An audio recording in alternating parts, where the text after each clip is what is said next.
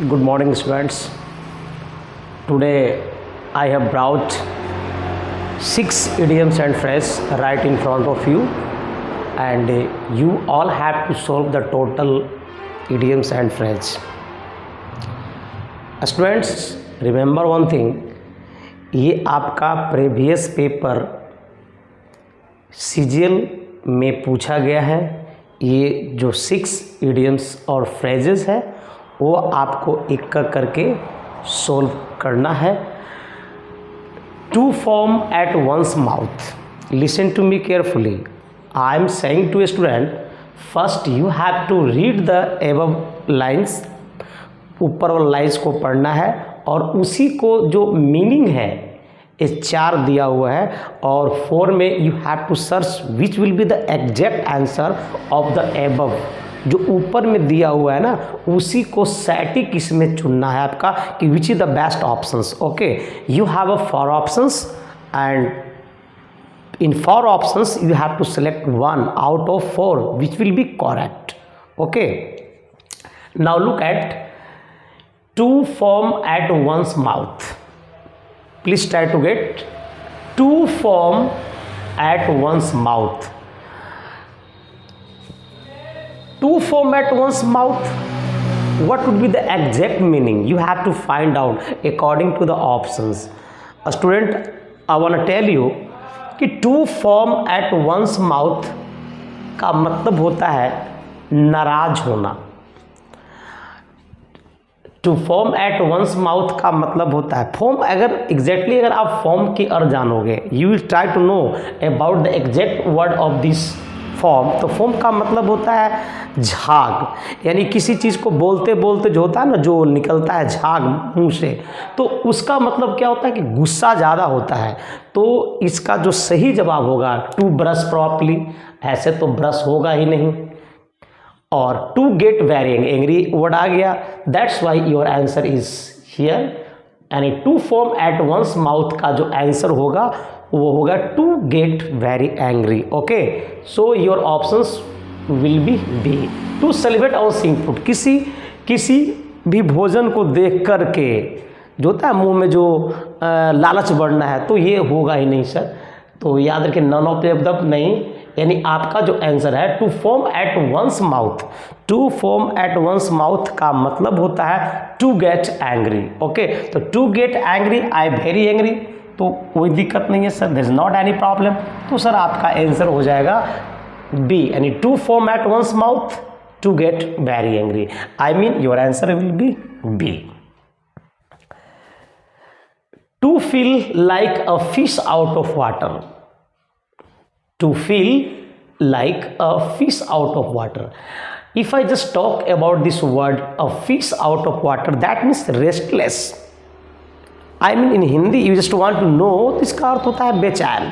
बेचैन का मतलब क्या हुआ? अनकंफर्टेबल, और अनकंफर्टेबल फील कर रहा है। तो याद रखिएगा sir, a fish out of water. By the way, if you put fish out of water, तो हाउ विल फिश फील? तो the same thing you have to feel like a fish out of water.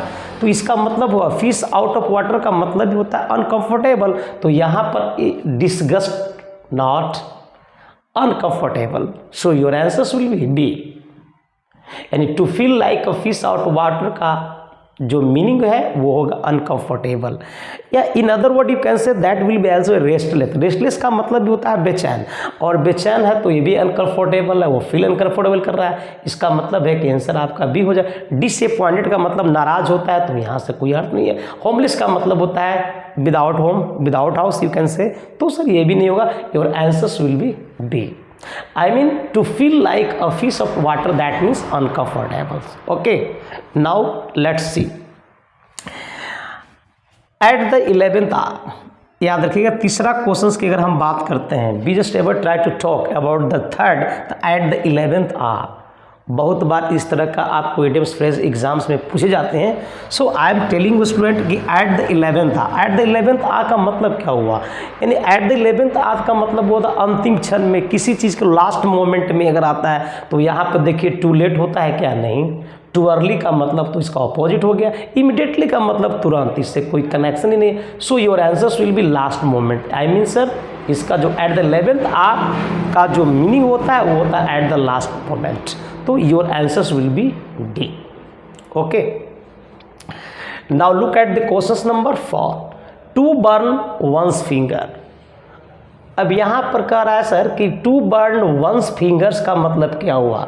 तो to burn one's finger, अब बताइए कि to get hurt physically, तो याद रखिएगा physically hurt का मतलब होता है दिल दुखाना या किसी भी चीज़ को सदमा पहुँचाना होता है। तो टू हर्ट गेट फिजिकली नहीं होगा।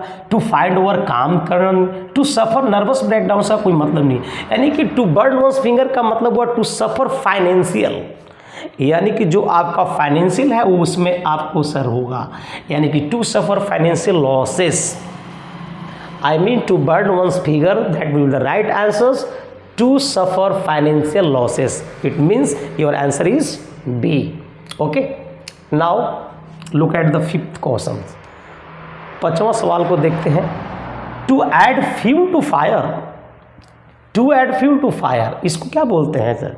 यानी कि आग में और किसी तरह के घी डालना होता है, यानी किसी तरह के आप उसमें क्या उसको बोल सकते हो, to add fuel to fire, यानी आग में घी डालना। मतलब आग में घी डालने का मतलब क्या हुआ, किसी को भड़का देना होता है। तो एक चीज़ याद रखिए, टू इन्वेस्टिगेट का मतलब जांच पड़ताल करना, ये तो आएगा नहीं। और इंसल्ट का मतलब होता है बेइज्जती करना, आई मीन अपमान करना, तो ये भी नहीं होगा। इंस्टेड का मतलब तो शुरुआत करना। देखिए टू इनसाइट, याद रखिएगा, to add fuel to fire का मतलब ये होता है आग में अगर घी हम डालते हैं तो सर उसको क्या है, किसी इंसान को हम भड़काते हैं, यानी कि टू भड़काना का जो अंग्रेजी होता है वो होता है टू इनसाइट। यानी to add fuel to fire it means to incite. यानी मीन सर 5th का जो आंसर हो जाएगा वो होगा सर डी, यानी टू इनसाइट हो जाएगा, यानी कि भड़काना जिसको बोल सकते हो, you can say. Now look at the question number 6। Question number 6, to smell rat. अब टू स्मेल रैट मैं पहले ही बताया था कि एग्जैक्टली मीनिंग नहीं आती है। तो यहाँ पे देखिए sir to smell foul, foul नहीं होगा। अब यहाँ पे देखिए रैट, यहाँ पर भी है रैट में, तो प्रोसेसली द सेम मीनिंग तो आती नहीं है। तो सर हम बी को और सी को दोनों को आउट कर दिए। तो ये आपका आंसर चलाएगा टू बी सस्पिशियस, यानी कि सर आपका टू स्मेल रैट का मतलब हुआ टू बी सस्पिशियस, यानी कि ऑप्शन क्या हो जाएगा D. Your answer will be D हो जाएगा।